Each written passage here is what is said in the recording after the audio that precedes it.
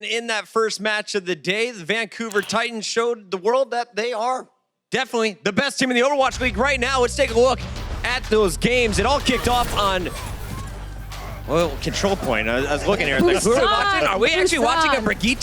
Yeah. Is that a Brigitte? You were confused for a moment. Hacksaw. All right, yeah. Busan was our first map here. The Mecha base. Yeah, this was a one-sided affair, I dare say. Seoul did have it every once in a while, but overall, Vancouver Titans just kind of rolled over them there. Yeah, I would say Bumper absolutely boomed Marvel over the course of this series. He got the better end of him completely in this first map, and the Titans just play a style around him so much that Seoul had to throw a couple of curveballs in. They can't just match them man for man, you know, triple tank versus triple tank. Do you think Control would have gone another way if Fisher was in the lineup there? I don't think so personally, because the part where we saw Seoul play their best was when Michelle was on the Sombra, and so I think that is the pivotal thing that changed in this second map, not so much the fact that Fisher came in. Yeah, they had a much closer attempt, as you can see here. They actually managed to capture all three points, I should say, in the end, pushing it all the way to the end of the map, as it's known in the industry. And, you know, still, like you said, Josh, it always just comes back to the fact that aggressive triple tank, triple support seems to be the way to go. Seems to be the business at the end of the day. And this cutesy little Sombra plays, cutesy little Winston plays, don't matter at the end of the day, does it? No, just run at them. Apparently not, yeah. Hold W, which is probably what the wider Overwatch audience just thinks Goats all is holding W. No, funny enough. Anubis was fun to watch, though.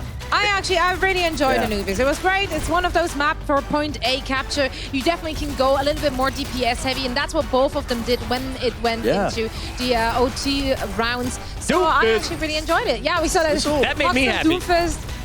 Yeah, we saw a bunch of DPS. And I think for the Seoul Dynasty, what they can take away from this playoff run is that they have actually two rosters that are both capable of performing at a decent level.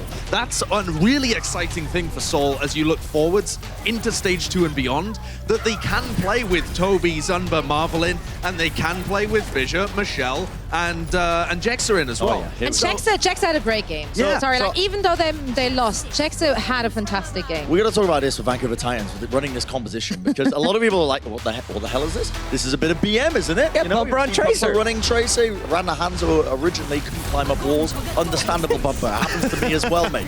Don't worry. We're on the same level. Trick Archer jumps. But a lot of people were saying, you know, that's a bit of BM, but as far as I'm aware, Josh, it's not.